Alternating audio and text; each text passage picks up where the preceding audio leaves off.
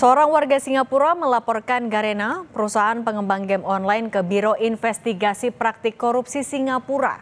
Garena dilaporkan oleh Septian Hartono atas dugaan keterlibatan penyediaan jet pribadi yang diklaim dipakai oleh Kaisang Pangarep dan Erina Gudono ke Amerika Serikat. Sementara KPK akan meminta klarifikasi pada Kaisang terkait dugaan gratifikasi lewat penggunaan jet pribadi. Apakah cukup sampai klarifikasi? Kami akan bahas bersama Ketua Indonesia Memanggil EM517 Institut, Praswat Nugraha. Mas Praswat, selamat petang. Selamat petang, Mbak Dinia. Mas Praswat, ini kan ada warga Singapura yang lapor perusahaan Garena terkait jet pribadi Kaisang ke KPK-nya Singapura. Bisakah sebenarnya ditindaklanjuti sama KPK? Bukan bisa, tapi wajib ya Mbak ya, karena kita memang, jadi KPK itu tergabung di dalam asosiasi seluruh anti-corruption agency di dunia.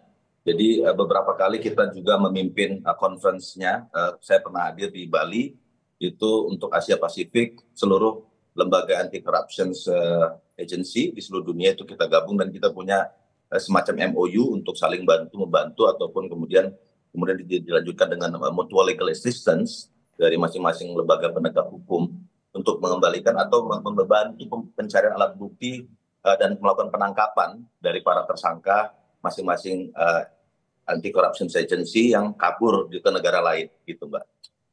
Jadi KPK wajib, hukumnya bukan bisa atau tidak bisa. Gitu. Oke. Nah, tapi kalau Mas Praswat sendiri mencermatinya, sebenarnya KPK bisa lebih terlibat lagi nggak sih menindaklanjutinya seperti apa? Daripada kan kalau sekarang hanya minta klarifikasi ya? Iya, ini kan bukan kasus pertama. Jadi di KPK sudah beberapa kali, di antaranya ada kasus PLN dulu, terus juga yang terakhir yang baru kita ingat itu ada Rolls Royce yang melibatkan Emir Sashatar itu di rutenya Garuda. Itu juga awal kasusnya itu berawal dari Serious Fraud Office-nya London, itu kemudian mengirimkan surat notis ke kita bahwa ada ditemukan satu perkara perusahaan di London, Rolls Royce, itu memberikan beberapa fasilitas atau uang, baik berupa uang ataupun barang ke para pejabat di Indonesia. Lalu kemudian KPK menindaklanjuti, melakukan proses penyelidikan, akhirnya terbongkarlah kasus korupsinya Garuda. Nah, ini bisa sangat bisa juga menjadi satu kasus baru lagi jika kemudian tadi ada rekan dari warga Singapura ya, Mbak ya, kalau nggak salah itu melaporkan ke CPIB Garena, salah satu perusahaan miliknya Ganye, itu yang juga memiliki Shopee yang ada di kemarin sudah dilaporkan oleh teman-teman dari Maki, Bang Boyamin, itu ada satu MOU, artinya ada satu kerjasama dari pihak Shopee ke Wali Kota Solo, yaitu kakak kandungnya Kaisang. Nah, jadi ada hal yang menarik. Sebenarnya fasilitas ataupun pemberian yang dimaksudkan pasal 12B besar itu tidak hanya kepada dirinya tapi juga kepada keluarganya, dan itu sudah berapa kali juga KPK sudah melakukan hal yang sama. Jadi tidak bisa kemudian seorang pejabat negara itu menyangkal pemberian yang dimaksud gratifikasi tersebut ataupun suap itu dijawab dengan bahwa oh itu kan bukan saya tapi kepada adik saya, kepada kakak saya, atau kepada orang tua saya. Karena memang naturnya gratifikasi itu tidak pernah langsung kepada si penerima pemberiannya. Bahkan kadang-kadang pemberiannya kepada ajudan, kepada supir, jadi lebih jauh lagi dari keluarga bahkan. Apalagi ini langsung ke keluarga kandung, tentu saja jika kemudian KPK bisa membuktikan atau kemudian CPIB, ini karena ada dua lembaga penegak hukum Mbak di dunia ya yang sekarang sedang bekerja, kita harapkan segera mendapatkan alat bukti yang cukup sehingga kasus ini bisa membuat terang dan tidak menjadi polemik di masyarakat.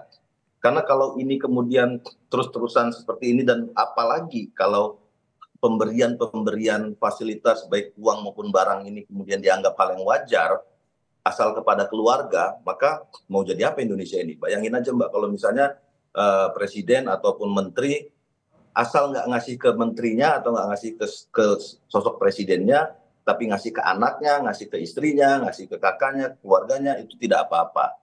Hmm. Oke, Mas Ini Praswa, tapi dengan sudah adanya laporan semua di... nih seluruh Indonesia gitu loh. Apalagi dengan alasan misalnya sudah ganti kakak. Ini Oke. suatu yang lebih nggak masuk di akal dan nggak logis. Hmm. Mas Praswa, Karena tapi dengan sudah adanya laporan di Singapura, kemudian juga Maki sudah melaporkan ke ya KPK, seberapa aktif KPK saat ini bisa terlibat dalam mengungkap adanya dugaan gratifikasi jet pribadi ini, Mas?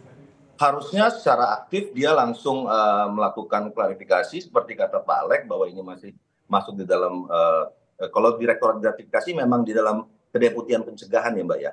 Jadi belum masuk ke penindakan betul, tapi nanti gratifikasi akan kemudian mengklarifikasi jika tidak dilaporkan selama 1 bulan maka itu akan otomatis menjadi suap. Itu sebagaimana yang diatur di dalam pasal 12B besar. Jadi harus kemudian misalnya dilaporkan oleh saudara Kaisang atau saudara Gibran bahwa benar ada pemberian kepada adik saya atau kepada keluarga saya. Nah itu maka bisa diklarifikasi dan dianggap sebagai gratifikasi. Tapi kalau tidak diklarifikasi dan tidak tidak dideklarasikan selama 30 hari, maka itu akan otomatis menjadi suap. Ya, pasalnya akan berubah tuh, jadi dari 12B besar ke 12A kecil dan B kecil. Tapi Mas Penerimaannya Praswa dianggap suap. sendiri menilainya, beranikah KPK saat ini untuk segera mengklarifikasi kepada anak Presiden? Harus berani, Mbak. Jadi KPK kan dia kan sebenarnya sebagai pelaksana undang-undang ya, Mbak. Jadi dia tidak punya opsi untuk tidak berani karena dia hanya pelaksana undang-undang dan memang tugas dan sumpah jabatannya seperti itu. Jadi tidak ada pilihan jika kemudian KPK tidak melaksanakannya maka dia sudah melanggar sumpah jabatannya untuk melaksanakan penegakan hukum setegak-tegaknya dan seluruh-seluruhnya. Itu Mbak. Oke, dan artinya juga dengan sudah ada pelajaran dari kasusnya Emir Syahsatar, ada kasus dari luar negeri yang ditindaklanjuti Betul. oleh KPK. Artinya ini seharusnya KPK juga bisa bertindak sama ya, secara cepat melakukan hal sama. Harusnya seperti itu Mbak, karena ini sudah bukan perkara yang pertama, tapi sudah jadi presiden yang berkali-kali dan kita juga sama lembaga penegak hukum juga sudah sering bekerja sama teman-teman di SPRA misalnya Malaysia dengan Tan Sri Abu Qasim, terus dengan CPIB, ada beberapa kali kita juga nangkep orang di Malaysia, di Singapura dan lain-lain. Jadi memang sudah jadi satu konsensus bersama jika ada lembaga penegak hukum anti korupsi yang melaksanakan investigasi, maka kita juga akan ikut melaksanakan investigasi bersamaan. Oke, keberanian KPK ini ditunggu sama-sama. Terima kasih Mas Ya, Praswat Nugraha sudah berbagi di Kompas Petang. Sehat selalu terima Mas. kasih.